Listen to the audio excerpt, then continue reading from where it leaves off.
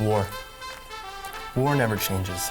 But Fallout sure has. From its roots in complex CRPGs to its rebirth as a AAA sandbox shooter, and now with Fallout 76, an online survival simulator, the Fallout franchise has undergone some drastic mutations since its debut in 1997, especially after Bethesda bought the rights to bring us Fallout 3 and beyond. From a sales standpoint, it's never been more successful, but for longtime Fallout fans like myself, the series has lost some sight of its foundations. So today, I'm going to look at 3 aspects that cemented Fallout in the hearts of vault dwellers everywhere, and see if the new games are worthy of its legacy. I'm Andrew, and this is what made Fallout great. Let's start with the setting. Believe it or not, Fallout didn't invent the post-apocalypse. Its spiritual predecessor, Wasteland, set the stage nearly a whole decade earlier, and it drew heavy inspiration from Mad Max and an obscure 80s comedy called Radioactive Dreams. You've probably never heard of it. That was our first encounter with disco mutants. I was sure it wouldn't be our last. But few works of media have made the ruined landscapes of a nuked-out Earth feel so imposing and alive. The first game is set in 2161, 84 years after the Great War between the US and China. Humanity is slowly starting to pick itself out of the rubble, but for the most part, the wasteland is still pretty wild, with civilization clustered in vaults, tiny villages, and makeshift cities. It might seem a bit of a cliche today, but in 1997, that setting was still pretty novel, and it would take the idea to some amazing new places in the sequels. Fallout 2 and later New Vegas aren't post-apocalyptic, they're post-apocalyptic. In the century since the bombs fell, rebuilding is well underway. We've cleared away most of the debris, coalesced in tribes and nations, and formed governments in the hopes of returning the world to the way it was. It's both an uplifting message of humanity's endurance and a cynical warning of making the same mistakes all over again. Say it with me, class: hubris. Unfortunately, the Bethesda Fallouts don't really touch on those themes. They jump the timeline forward another century, taking place 200 years after the apocalypse. But looking at the capital Wasteland and the Commonwealth, it might as well have happened yesterday. You're telling me, in 2 centuries, we still haven't gotten our shit together to build a single factory or get rid of the hundreds of corpses just lying out in the open? And also, if it's been 200 years, how are there still corpses just lying out in the open? How can there be a single scrap of food left in the wild after 200 years of scavenging, and why is it still even edible? I understand that the East Coast was hit a lot harder during the war compared to the southwestern setting of the other games, but look at everything humanity's accomplished in 200 years. 200 years ago, we thought the best way to cure a disease was draining all the bad blood in your veins. Even after a nuclear apocalypse, we can't come up with a better currency than bottle caps? Bottle caps, bro? Both games do an amazing job of creating an atmospheric wasteland, but they don't push the concept further the way that the classic titles did. The best Fallouts aren't about the end of the world. That already happened. That was last week. They're about how we rebuild and how our choices shape the world to come. The first Fallout, Fallout 1, begins with a very simple premise. There's a water purifier in the vault that you were born and raised in, and it's broken. So you're sent out into the wastes with a strict deadline to find a replacement part. Look, just be safe.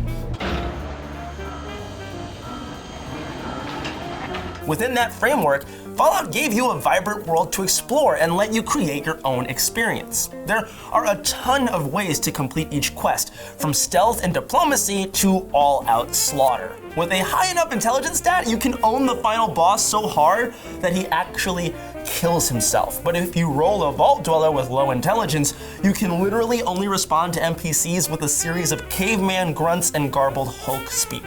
Hey, you not look like ghoul. How come? Huh? What? Every single character in the game can be killed, even children, which has never even been possible in GTA, a game that you can literally boot up and go on a mass genocidal spree throughout San Andreas. So, just for scale, you don't normally program killable children in a video game. But hey, Fallout 2 expands the series' scope even further, opening up the world and removing the strict deadline, giving you time to pursue lucrative careers in boxing and pornography. High five! Fair. Where your skills in the sack are determined by a ridiculously complicated stat equation. Some programmer had to write that bit of code. That's where we're at. This is where we're at as a society. It's a high watermark for player choice in games, but Fallout 3 walks it back a bit. It's still an open world sandbox in the tradition of Oblivion and Skyrim, but like many Bethesda games, it's as wide as an ocean and shallow as a puddle. Sure, you can nuke Megaton and eliminate the ghouls in Tenpenny Tower, but these are mostly choices that affect your character and karma, not the story, not the world. So, no matter what happens, your dad dies, and whether you get the good or bad ending depends mostly on the choices you make in the very last mission of the game. Now, I'm not saying that a linear or on-the-rails story is bad. Fallout 3 was an amazing game that literally brought the franchise back from the dead of the nuclear wastes. But if it were up to me, I'll take New Vegas any day of the fucking week. The spin-off was developed by Obsidian, home to many of the original Fallout creators, and the game is a welcome return to the choice and freedom of the first two games. As the courier, you find yourself in a war between 4 factions all competing for control of the Mojave. And using a complex reputation system that returned from Fallout 2, you can side with the psychopathic Caesar's Legion, go all in with Mr. House, or restore order with the new California Republic. And, if none of those sound appealing, you can just kill everyone and take control yourself. Hi there! Good to meet you. I did that one. Yes, man. Yeah. Oh yeah. It was a huge departure from Fallout 3's more simplified story, but Fallout 4 regressed even further. The addition of a voiced protagonist killed a lot of the game's potential for choice. Now, I can't wait for the world to end. Now, instead of a laundry list of responses to pick from in conversations, you're stuck with 4 extremely limited options that pretty much lead to the same conclusion every time. You can't really be evil in Fallout 4. At best, you can just be kind of a dick. We should try plugging you into a toaster next. Fresh toast. It's nice to know that even when I'm about to have a foreign object shoved into my noggin, you find new horrible ways to laugh at my expense. And no matter how much you side with the Institute, the Minutemen, or the Brotherhood, nothing will stop you from becoming the boss of all 3 until the final missions lock you out. It's a big departure from the original Fallout's RPG origins, but that's nothing compared to Fallout 76. With no NPCs in the world, your choices are limited to your interactions with fellow players. You can cooperate with your group as you explore the world and build settlements, or you can be a griefer and gank noobs all the livelong day. The only story is the one you make, which in a way gives you more freedom than the tightly plotted mainline games. But it's not exactly the best vehicle for satire. The original Fallouts had deeply cynical, satirical takes on the nature of civilization after the post-apocalypse. So bongo, bongo, bongo, I don't wanna leave the Congo, on and on and on and on. The cruel anarchy of the wasteland, the death and despair was contrasted with the kitschy 1950s ray gun gothic aesthetic.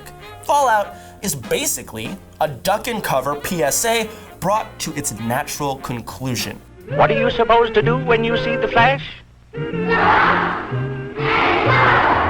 Using cutesy cartoons to put on a false facade of positivity over this grim future. The Cold War era's bizarre fascination with atomic technology that could wipe out our species in an instant is laid bare once the end result of nuclear Armageddon actually comes to pass. Scavenging for Nuka-Cola and sugar bombs among hordes of radioactive ghouls was supposed to highlight the absurdity of marketing consumer products using world-ending iconography. But now,